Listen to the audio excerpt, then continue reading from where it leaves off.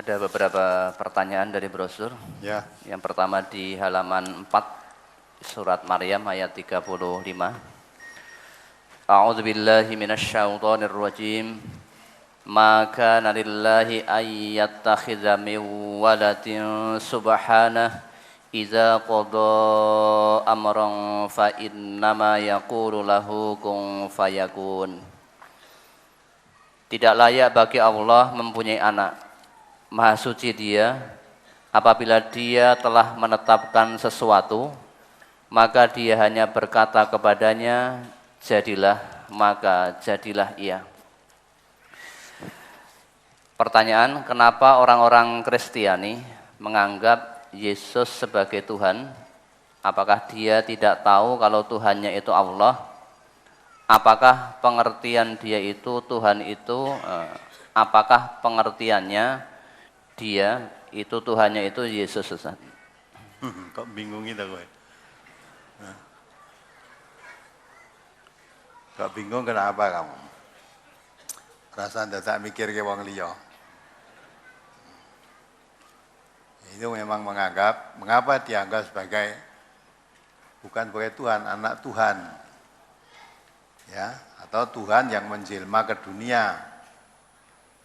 Karena Yesus atau Isa kalau Islam itu dilahirkan oleh seorang ibu namanya siapa? Maryam, tanpa bapak, tanpa suami. Nah, maka itu dianggap anak Tuhan atau Tuhan, roh Tuhan yang menjelma ke dunia. Ya, maka kalau dalam Islam, laqad kafaral ladzina qalu innallaha huwal masihu ibnu Maryam. Sungguh telah kafir, itu Islam ya, Quran ini. Orang yang menganggap Isa anak Maryam itu sebagai Tuhan. Sungguh telah kafir orang yang menganggap Isa anak Maryam itu sebagai Tuhan. Kafir. Ya. Karena kalau Tuhan, Allah, menurut keyakinan di dalam Islam yang disebut dalam Al-Quran, Allah itu lam yalid walam yulad, tidak berputra dan tidak diputrakan. Maka jangan tanya Tuhan itu anaknya sopo. Jangan tanya bapak Tuhan itu sopo.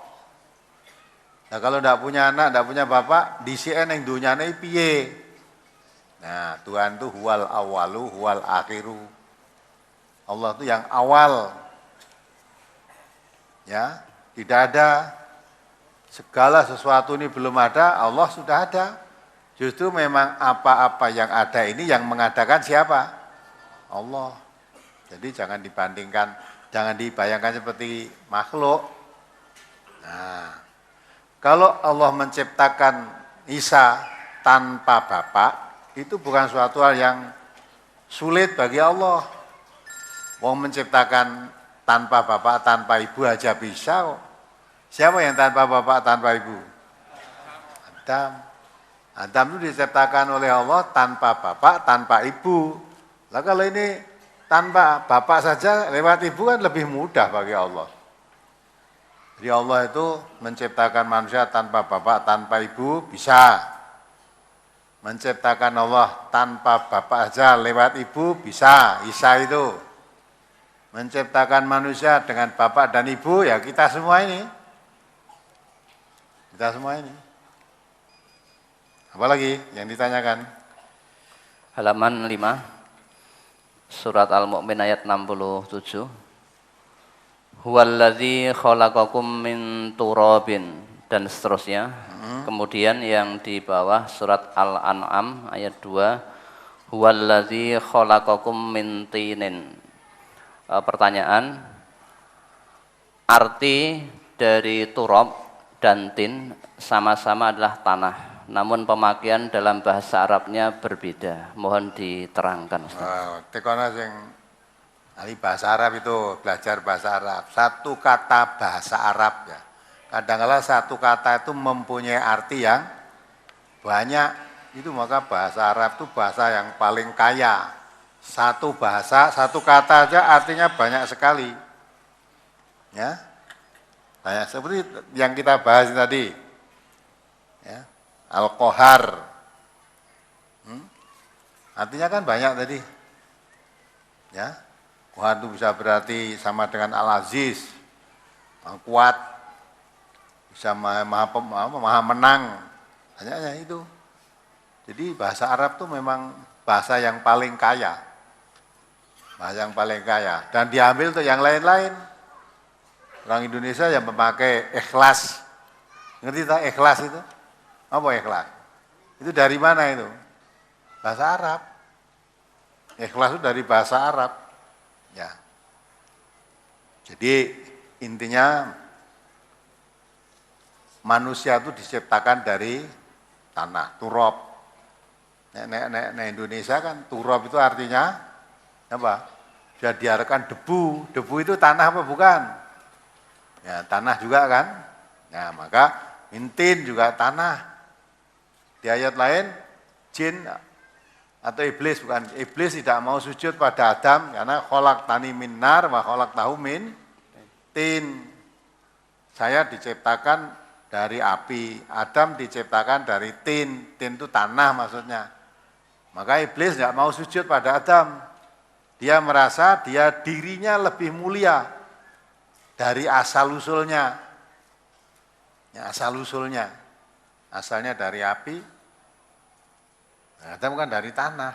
Nah, merasa dia lebih mulia. Padahal sebetulnya kamu dari apapun kalau tidak diciptakan oleh Allah kan tidak jadi. Manusia ini dari tanah. Ya. Andai kata tidak jadikan manusia kan juga tidak jadi oleh Allah. Tidak jadi manusia. Nah, kadang-kala manusia itu ketularan iblis. Membanggakan asal-usul. Ya. Asalnya kondiso karo kutha rumasa lebih tinggi yang mana? Kutha, ya ta? Wong Jakarta karo Solo rumasa lebih tinggi dari Jakarta. Mula sing ning Solo, ning Jakarta berapa lamanya malih. Ya, malih. Caranya ada malih gayane kowe Jakartanan. Nah, biasanya kowe bareng ning Jakarta rong dene dadi luwak gitu ya. Lain lagi dengan luwak ning Jawa itu ya. Di gue hilang.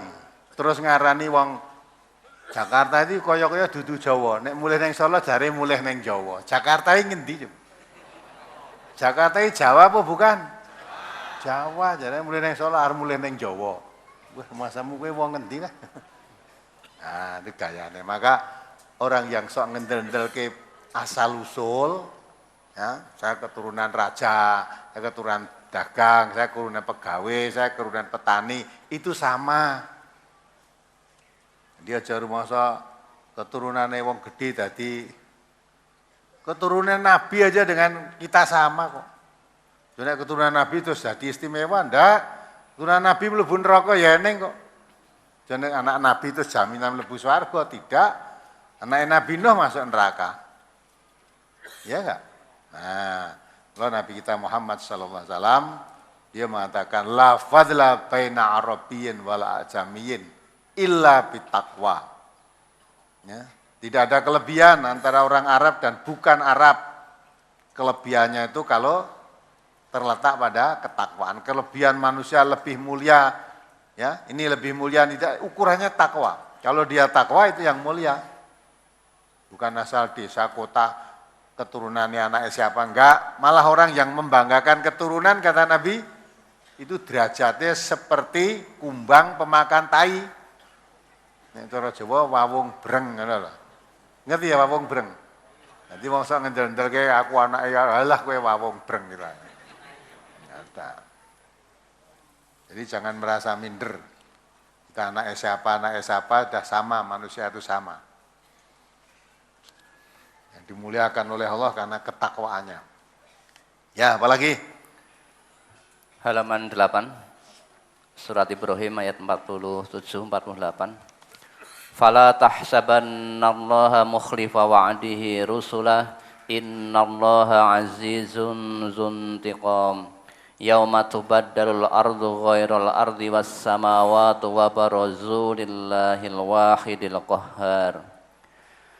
Karena itu janganlah sekali-kali kamu mengira Allah akan menyalahi janjinya kepada rasul-rasulnya. Sesungguhnya Allah Maha Perkasa lagi mempunyai pembalasan. Yaitu pada hari ketika bumi diganti dengan bumi yang lain dan demikian pula langit. Dan mereka semuanya di padang mahsyar berkumpul menghadap kehadirat Allah yang Maha Esa lagi Maha Perkasa.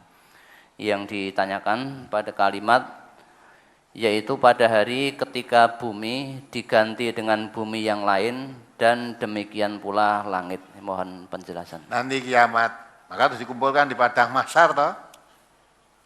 Jadi setelah bumi, langit itu digulung, nanti kiamat kan digulung, hancurkan semua ini. Hancur.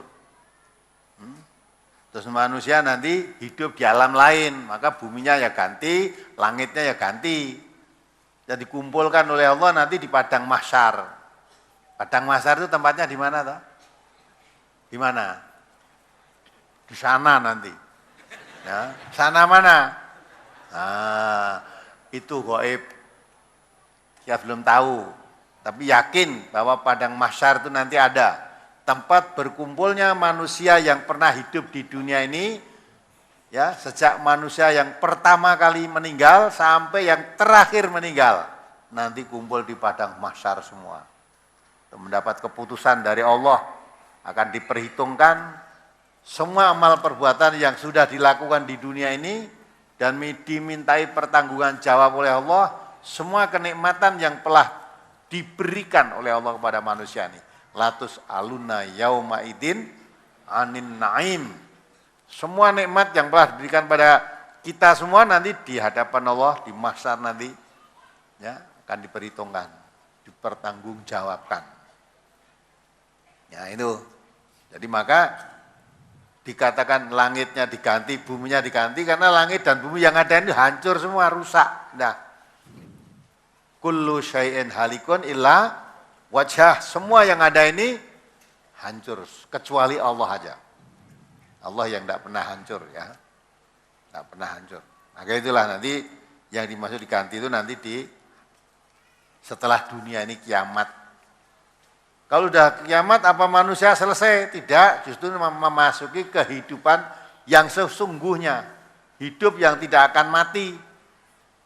Nanti setelah meninggalkan dunia ini kita nanti hidup terus selamanya tidak akan mati.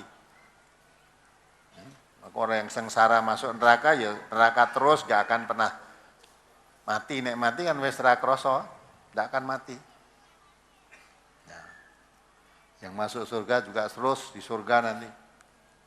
Nah inilah, mumpung kita masih hidup di dunia ini persiapkan untuk menghadapi hari yang seperti itu.